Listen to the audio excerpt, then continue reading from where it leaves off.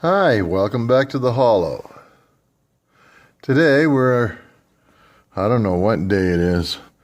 It's Monday and we've been in quarantine here probably, a good 10 days right now.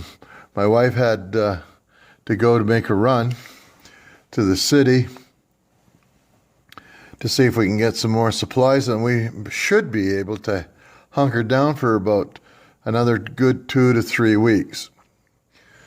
Unfortunately, the way things are going, these travelers will be coming back from various places around the world, and our infection rate here for COVID-19 will be rising significantly.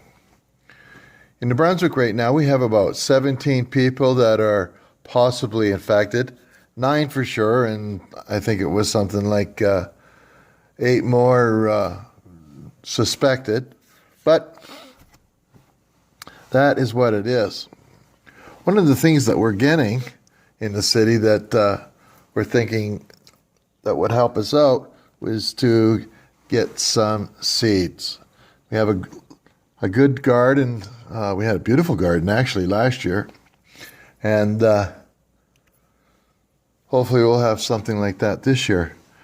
I'm kind of curious on how to find somebody to come up here and do some rototilling and make a larger potato patch for us.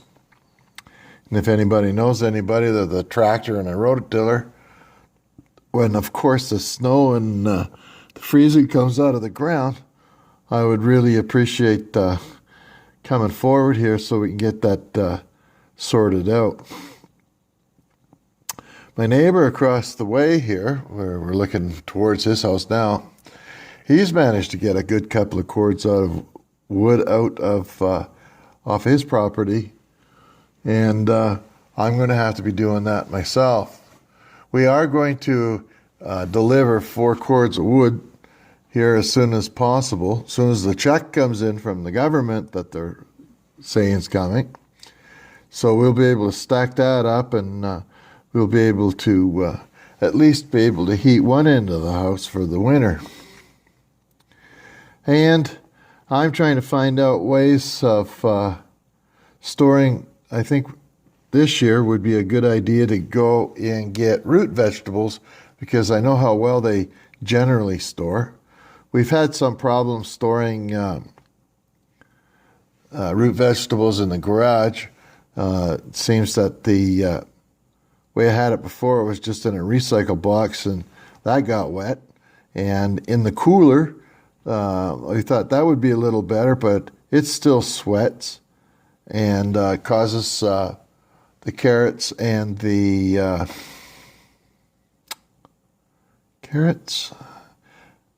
the squash to start to rot. They get soft and they get all mushy. Now, generally, these root vegetables we store out in the garage for the dogs, because we like to feed them every day a little bit of turnip, sweet potato, carrots, and turnip. And we make a concoction up that we add in a little tidbits of organ meats into it and put it on top of their kibble for the day. What we find is that it helps keep them from eating bags of kibble out of control. Now, we have 2 large Great Pyrenees, and they go through about, one big, large dog food bag a month.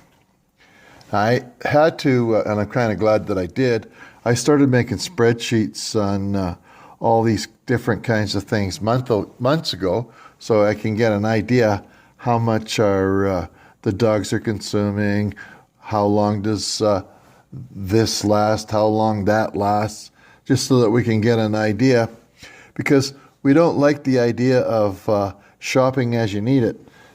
I'd rather have a stockpile going at all times, and I think it's important that everybody should start thinking about that themselves. as far as like toilet paper and stuff like that goes. Sure, stockpile it, but you don't need to get 5 years worth in one crack. Chances are you wouldn't, if you don't take all other necessary precautions, you're not going to make it for 5 years. You'd be lucky to get halfway into winter before you run out of whatever, right? So I'm just hoping that this thing here passes soon. Nobody else gets sick, nobody dies, but it does. The numbers say that 1 out of every 100 is going to get it, and they're trying to keep it away from old folks' homes and stuff like that, seniors complexes and that, because they're as it is, the most vulnerable. There's about 15 dying for every 100 people. And on a good note, anybody under a year or two of age doesn't seem to be getting it at all. So we can bless our lucky stars for that. But things are changing, folks. It's time to figure it out. Time to be a good Canadian. Time to be a good person in this world. It's not about governments. It's not about who your leader is.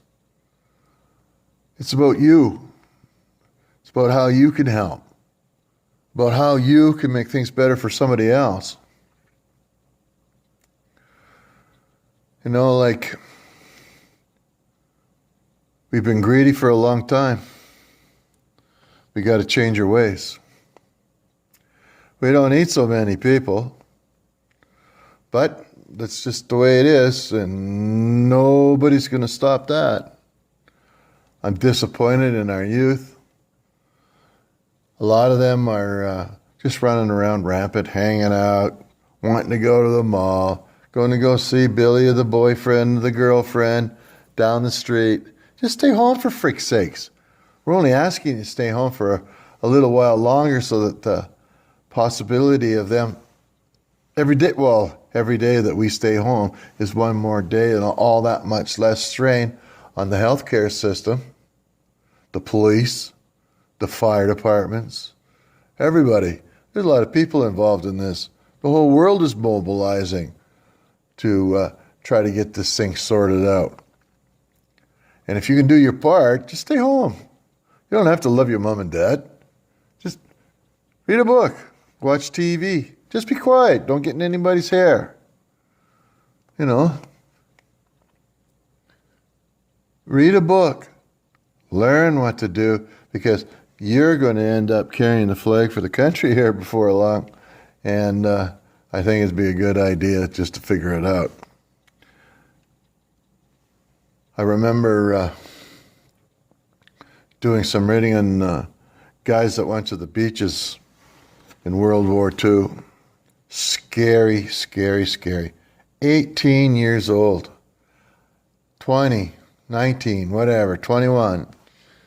These young fellers, women too, basically still kids.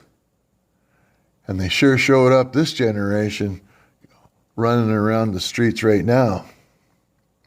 I couldn't believe what I seen about spring break. I couldn't believe what I seen. Lining up to get a goddamn computer game. How freaking stupid is that? You know? It will come down to the point where I will be willing to protect my property and my home from the likes of you ever coming near here. And I'm just not going to go there. So, best thing is, let's look and get excited about spring coming. Well, actually it's here, but somebody forgot to tell the top of the ridge it's here. And let's get ready. We got to get ready to live to another year. And hopefully by then, they'll have a virus or a vaccine for us or something like that. And that brings up another topic. Get your kids vaccinated. We don't need freaking measles and polio making a big comeback.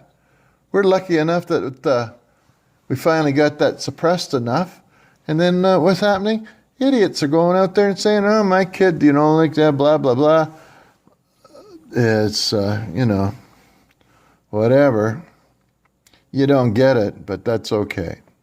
I'm hoping that the people that are watching this video and looking at that my neighbor's house and my driveway as it melts can help the other person. You know, help your neighbor, help the old guy out. He might be crusty. He might not be nice to you. Might not be nice to your kids. Time to take another look at it. Time to take a look at yourself in the mirror and see what you could do to help them out. So be safe, be strong, and be at home. And we'll get through this thing. And then we can work on getting the world to recover, but it's never, ever going to be the way we had left it or what we all knew. This is a new time and a new beginning. Love you. Take care, folks. And I hope to have another video in another few days to a week or so. And hopefully you'll be in a lot happier things. Bye-bye. Take care. Stay safe.